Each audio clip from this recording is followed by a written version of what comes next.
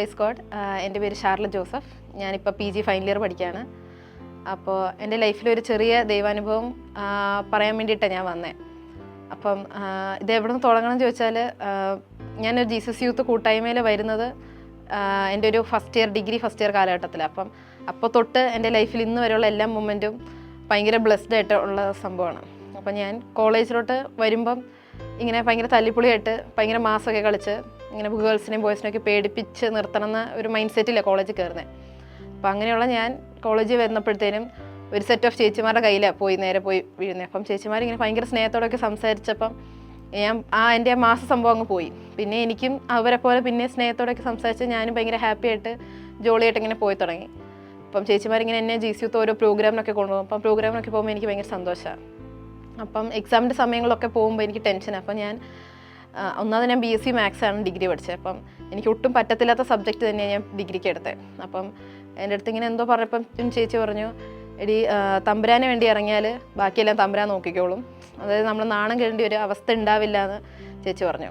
അപ്പോൾ ആ സംഭവമാണ് സത്യം പറഞ്ഞാൽ എന്നെ ലൈഫിൽ സ്ട്രൈക്ക് ചെയ്തത്. എനിക്ക് സത്യം പറഞ്ഞാൽ എൻ്റെ ഒരു സെൽഫിഷ് മൂവ് ആയിരുന്നു കാര്യം. അപ്പോൾ ഞാൻ പറഞ്ഞു, കർത്താവിന് വേണ്ടി ഇറങ്ങിക്കഴിഞ്ഞാൽ പരീക്ഷ പാസ്സാവുമല്ലോ, എന്തായാലും ഞാൻ പഠിച്ച് എൻ്റെ ബുദ്ധി വെച്ച് ഞാൻ എന്തായാലും പാസ്സാവത്തില്ലെന്ന് എനിക്ക് ഉറപ്പായിരുന്നു. അപ്പം ഞാൻ എവിടെ GC യൂത്ത് പ്രോഗ്രാമിനോ എവിടെ വോളണ്ടിയറിങ്ങിനോ എന്താവശ്യമുണ്ടെങ്കിലും ഞാൻ ഇറങ്ങിപ്പോവും.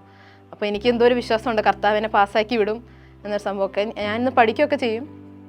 അത് കഴിഞ്ഞിട്ട് പിന്നെ അപ്പോൾ എൻ്റെ അടുത്ത് ചേച്ചിമാരെ പറഞ്ഞിട്ടുണ്ട്, നമ്മളെ കാണുമ്പം ചുറ്റുമുള്ളവർക്ക് ക്രിസ്തുവിനെ കാണാൻ പറ്റണം, ഒരു ജീസസ് യൂത്തായിട്ട്, അതായത് ലൈക്ക് ജീസസ് നീ ജീവിക്കണം, അങ്ങനെയൊക്കെയാണ് ചേച്ചിമാർ പറഞ്ഞിരുന്നു. അങ്ങനെയൊക്കെ പറയുമ്പോൾ എനിക്ക് മനസ്സിലാകത്തില്ല. അപ്പം ഞാൻ നോക്കുമ്പം എൻ്റെ ചേച്ചിമാരെന്താണോ ചെയ്യുന്നത് ഞാൻ അത് നോക്കി ഫോളോ ചെയ്ത് ജീവിക്കാൻ തുടങ്ങി. അപ്പം ചേച്ചിമാർ രാവിലെ എണീറ്റ് പള്ളിയിൽ പോകുന്നു, എല്ലാവരോടും ഭയങ്കര സ്നേഹത്തിലൊക്കെ സംസാരിക്കുന്നു, എല്ലാവരെയും ഭയങ്കരമായിട്ട് കൺസിഡർ ചെയ്യുന്നു. അപ്പം ഞാൻ ഭയങ്കര മടിച്ചു, എനിക്കാണ് രാവിലെ എഴുന്നേൽക്കുന്നത് ഒട്ടും പറ്റത്തില്ലാത്ത ആളാണ്. അപ്പം പിന്നെ GC യൂത്ത് ആണല്ലോ, അപ്പോൾ കർത്താവിന് വേണ്ടി നടന്നാലല്ലേ എൻ്റെ കാര്യം നടക്കുള്ളൂ എന്ന് ഓർത്ത് സത്യം പറഞ്ഞാൽ അങ്ങനെയാണ് ഞാൻ രാവിലെ എഴുന്നേറ്റ് പള്ളിയിൽ പോകാൻ തുടങ്ങിയത്. ഒരിക്കലും ഭയങ്കര മടിച്ചേ ഞാൻ 11 മണിക്ക് എങ്ങനെയാണെങ്കിലും പോയി കിടന്ന് പഠിച്ചാലും പഠിച്ചു തീർന്നില്ലെങ്കിലും ഞാൻ കയറി കിടക്കും രാവിലെ എണീക്കണായതുകൊണ്ട്. എഴുന്നേറ്റ് പിന്നെ മുടങ്ങാതെ എന്നും പള്ളിയിൽ പോയി തുടങ്ങി. അപ്പം സത്യം പറഞ്ഞാൽ ഞാൻ ഡെയിലി പള്ളിയിൽ പോയി തുടങ്ങി എൻ്റെ ചുറ്റുമുള്ള ഫ്രണ്ട്സിനെ അത് ഇൻഫ്ലുവൻസ് ചെയ്ത് തുടങ്ങി.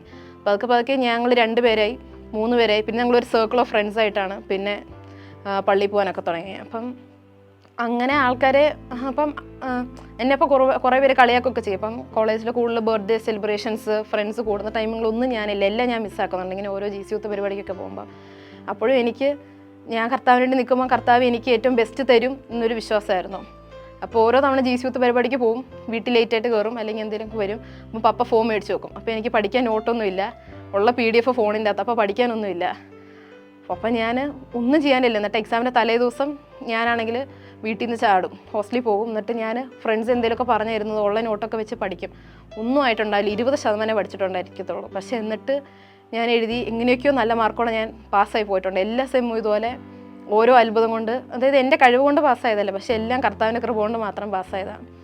ഒരു എക്സാമിന് ഫിസിക്സിൻ്റെ ഒരു എക്സാമിന് ഞാൻ കുത്തിയിരുന്ന്, അതായത് അന്ന് കോളേജിൽ എന്തോ ആവശ്യമുണ്ടായിരുന്നു. അപ്പോൾ ഞാൻ ചാപ്പൽ ഫുൾ വൃത്തിയാക്കി ചാപ്പലിരുന്നാണ് ഞാൻ പഠിച്ചത്. അപ്പോൾ ചാപ്പലിരുന്ന് ഫുൾ ഡേ പഠിച്ച് അടുത്ത ദിവസം ക്വസ്റ്റ്യൻ പേപ്പർ ഉണ്ടപ്പം ഞാൻ പഠിച്ച ഒരു സാധനം ക്വസ്റ്റ്യൻ പേപ്പറിലില്ല. അപ്പോൾ എൻ്റെ ഫ്രണ്ടിലുള്ള ചെക്കനാണെങ്കിൽ എനിക്ക് ബിറ്റ് തന്നു, എടി വേണമെന്ന് ചോദിച്ചു. അപ്പോൾ ഞാൻ പറഞ്ഞു വേണ്ട. അപ്പോൾ അവനാണെങ്കിൽ എക്സാമിൻ്റെ ഇടയ്ക്ക് അപ്പോൾ ഫുൾ സൈലൻസ് ഇടയ്ക്ക് ഈശോക്കെ വഴക്ക് പറയുമോ എന്നൊക്കെ ചോദിച്ചു. അപ്പോൾ ഞാൻ ഒന്നും മിണ്ടിയില്ല. എനിക്കറിയാവുന്നത് ഞാൻ പഠിച്ചതൊന്നും ആ ക്വസ്റ്റ്യൻ പേപ്പറിലില്ലായിരുന്നു. പിന്നെ പഠിച്ചത് എവിടെയെങ്കിലും എഴുതണ്ടേന്ന് ഓർത്ത് ഞാൻ പഠിച്ചതെല്ലാം എഴുതി വെച്ചിട്ട് ഞാൻ ഇറങ്ങിയൊക്കെ പോകുന്നു. പക്ഷേ ആ പരീക്ഷയ്ക്ക് കറക്റ്റ് ഞാൻ നല്ല മാർക്കോടെ പാസ്സായി. എൻ്റെ കൂടെ ഫുൾ ബിറ്റ് വെച്ച് എഴുതി അവൻ കിട്ടിയില്ല പേപ്പർ. അപ്പം അത് എല്ലാവർക്കും ഭയങ്കര അത്ഭുതമായിരുന്നു. എനിക്ക് അതിലേറെ ഞെട്ടലായിരുന്നു. ആദ്യമൊക്കെ എൻ്റെ ടീച്ചേഴ്സ് എന്നെ വഴക്ക് പറയായിരുന്നു, ഇങ്ങനെ ഓരോ പരിപാടിക്ക് പോകുന്നു, ക്ലാസ് മിസ്സാക്കുന്നതെന്നൊക്കെ. പക്ഷേ ഏറ്റവും അവസാനമൊക്കെ ആയപ്പോഴത്തേനും ടീച്ചേഴ്സ് വരെ പറഞ്ഞു തുടങ്ങി, ഷാർലറ്റ് ലാസ്റ്റ് ആകുമ്പോഴത്തേനും പ്രാർത്ഥിച്ച് അവളെ കർത്താവ് കയറ്റിക്കൊണ്ട് പോകും, അവളുടെ കൂടെ നീ ഇങ്ങനെ നടന്നാൽ നീ തോറ്റു പോകത്തുള്ളൂ എന്നൊക്കെ എൻ്റെ ഫ്രണ്ട്സിനോട് പറയാൻ തുടങ്ങിയപ്പം എൻ്റെ ടീച്ചേഴ്സ് വരെ പറഞ്ഞു തുടങ്ങിയപ്പോഴാണ് എനിക്കൊരു ഭയങ്കര വിശ്വാസമായി തുടങ്ങിയത്.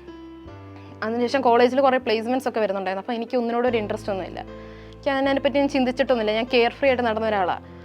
അപ്പം ഒരു ദിവസം ഞങ്ങൾ ടൂർ പോയി, കോളേജിൽ ടൂർ കൊണ്ടുപോയി കഴിഞ്ഞപ്പം ആ ടൈമിൽ ഞാൻ അറിയുന്നത് SB കോളേജിലൊരു പ്ലേസ്മെൻറ്റ് നടക്കുന്നുണ്ടെന്ന് അറിഞ്ഞത്. ഒരിക്കലും പ്ലേസ്മെൻറ്റ് പോകാൻ ഒരു മൈൻഡും ഇല്ലാത്ത അന്ന് എനിക്ക് ഭയങ്കര ഒരു തോന്നല ആ പ്ലേസ്മെൻറ്റ് അറ്റൻഡ് ചെയ്യണമെന്ന്.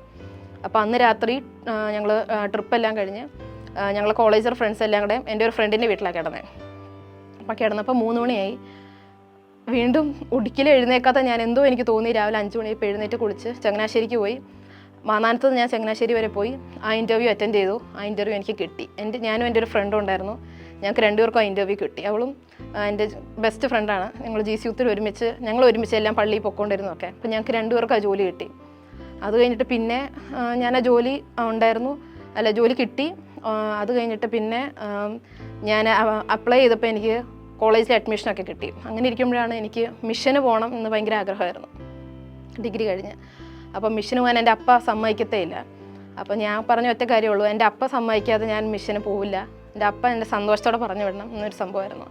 അപ്പോൾ ഇപ്പോൾ ഒരു തരത്തിൽ അപ്പ സമ്മതിക്കുന്നൊന്നുമില്ല. അപ്പോൾ ഞാനിങ്ങനെ എൻ്റെ ഇടവകയിൽ അച്ഛൻ്റെ അടുത്ത് ഇങ്ങനെ കുമ്പസരിച്ച് അച്ഛൻ പറഞ്ഞു, പപ്പയുടെ മനസ്സ് വിഷമിപ്പിച്ച് നീ പോവല്ലേ, അപ്പം നിൻ്റെ ഏറ്റവും ആഗ്രഹം മിഷന് പോകാനാണെങ്കിൽ നീ ആ മിഷന് പോവാതെ നിൻ്റെ അപ്പ പറയുന്നത് കേട്ടാൽ ദൈവം നിന്നെ കൂടുതൽ അനുഗ്രഹിക്കത്തേ ഉള്ളൂ എന്നൊരു സംഭവം അച്ഛൻ പറഞ്ഞു.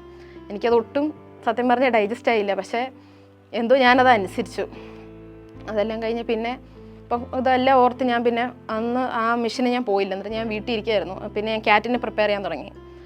അപ്പോൾ ആ വീട്ടിലിരിക്കുന്ന കാലഘട്ടത്തിൽ അന്ന് എനിക്ക് ഞാൻ ഭയങ്കര ഇൻട്രോവേർട്ട്. എനിക്കിങ്ങനെ ആൾക്കാരോട് സംസാരിക്കാൻ അറിയത്തില്ല. ഒരു പ്രോഗ്രാമിന് ഈ ആൾക്കാരോട് മൊത്തത്തിൽ എനിക്ക് ഇടപഴകാൻ എനിക്കൊരു ഐഡിയ ഇല്ലാത്ത ഒരാളാണ് ഞാൻ.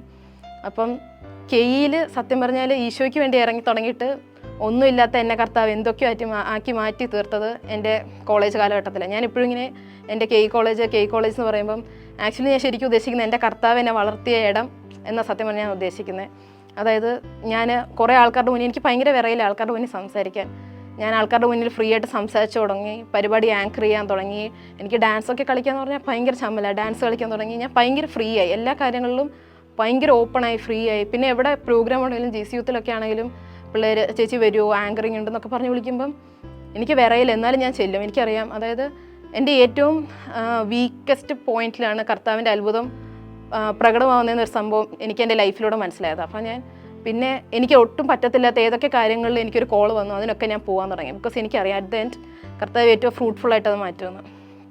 അത് കഴിഞ്ഞ് അപ്പോൾ ഞാൻ മിഷനൊക്കെ പോവായതുകൊണ്ട് കോളേജിൽ എനിക്ക് അഡ്മിഷൻ വേണ്ടെന്ന് പറഞ്ഞ് ജോലിയും വേണ്ടെന്ന് പറഞ്ഞ് ഇങ്ങനെ ഇരിക്കുമായിരുന്നു. പിന്നെ അവർ വിളിക്കാമെന്നൊക്കെ പറഞ്ഞ് മിഷന് പോകാൻ പറ്റിയില്ല. അപ്പോൾ ഞാൻ ജോലിക്ക് പോകാൻ ഓർത്തപ്പോൾ അവർ പറഞ്ഞു ഇപ്പം നോക്കുന്നില്ല, പിന്നെ വിളിക്കാമെന്നൊക്കെ ഒരു സംഭവമായി. അപ്പോൾ എനിക്ക് ആ ജോബിന് കയറാൻ പറ്റിയില്ല. എൻ്റെ ഫ്രണ്ട് ആ ജോബിന് കയറി, എനിക്ക് ആ ജോലിക്ക് കയറാൻ പറ്റിയില്ല.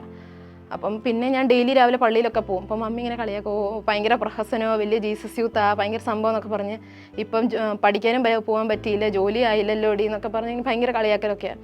അപ്പോൾ ഞാൻ എന്നും ബൈബിളൊക്കെ വായിക്കും, ബൈബിൾ സ്റ്റഡി നടത്തും. ഞാൻ രാത്രി കുത്തിയിരുന്ന് ഇതൊക്കെ കേൾക്കുമായിരുന്നു. അപ്പോൾ എനിക്ക് ഭയങ്കര സങ്കടമായിരുന്നു, ഈശോയെ നിനക്ക് വേണ്ടി നിന്നിട്ട് പിന്നെയും അതായത് എനിക്ക് പ്രൂവ് ചെയ്യാൻ പറ്റുന്നില്ലല്ലോ, ശരിക്കും തോറ്റുപോയതാണോ എന്നൊക്കെ ഒരു തോട്ടായിരുന്നു. ആ തോട്ട് കുറേ നാൾ എൻ്റെ മൈൻഡിലുണ്ടായിരുന്നു. പക്ഷേ ഞാൻ ക്യാറ്റ് എക്സാം എഴുതി കഴിഞ്ഞു. ഞാൻ പറഞ്ഞു ഈശോ എനിക്ക് വീട്ടിലിരിക്കാൻ പറ്റത്തില്ല, എങ്ങനെയാലും എനിക്കൊരു ജോലി ശരിയാക്കി തരണം, ഒരു കണ്ടീഷനും ഇല്ല. എനിക്ക് ഒറ്റ കാര്യമുള്ളൂ, ഞാൻ നിൽക്കുന്നിടത്ത് എനിക്ക് ഡെയിലി പള്ളിയിൽ പോകാൻ പറ്റണം, റോഡ് സൈഡിൽ ബസ് കിട്ടുന്നിടത്ത് എനിക്കൊരു ഹോസ്റ്റൽ കിട്ടണം, കുറച്ച് കണ്ടീഷൻസൊക്കെ വെച്ച് എനിക്ക് ജോലി വേണമെന്ന് പറഞ്ഞു. 2 ആഴ്ചയ്ക്കുള്ളിൽ ഞാൻ അപ്ലൈ ചെയ്ത് എനിക്ക് എറണാകുളത്ത് ഇൻഫോ പാർക്കിൽ ജോലി കിട്ടി. അതും എൻ്റെ ഡിഗ്രി ആയിട്ട് എങ്ങനെ എനിക്ക് ജോലി കിട്ടിയെന്ന് എനിക്കിപ്പോഴും അറിയത്തില്ല. ആൾക്കാർ കഷ്ടപ്പെടുമോ ഒരു ജോലി കണ്ടുപിടിക്കാൻ. ഞാൻ 2 ആഴ്ചയ്ക്കുള്ളിൽ സുഖമായിട്ടൊരു ജോലിക്ക് കയറി. അതും ഞാൻ ആഗ്രഹിച്ച പോലെ നല്ലൊരു PGയിൽ പള്ളിയിൽ പോകാൻ എളുപ്പത്തിന്, ബസ്സും ഒക്കെ കിട്ടാൻ എളുപ്പത്തിന് നല്ലൊരു സ്ഥലത്ത് എനിക്ക് ജോലി കിട്ടി. അപ്പോൾ എനിക്ക് ആദ്യം കിട്ടിയ ജോലിനെ വന്ന ഓഫർ ലെറ്ററിനെ കാട്ടി സാലറി ഭയങ്കര കുറവാണ്. ഇപ്പോഴും മമ്മി ഇങ്ങനെ ഭയങ്കര കളിയാക്കലൊക്കെയാണ്, വലിയ ജീസസ് യൂത്ത് കയറിയ കർത്താവിൻ്റെ വലിയ സംഭവം എന്ന് പറഞ്ഞ പ്രഹസനമൊക്കെ ആയിരുന്നല്ലോ, ഇപ്പോൾ എന്തായി എന്നൊക്കെ മമ്മി ഇങ്ങനെ ചോദിക്കും.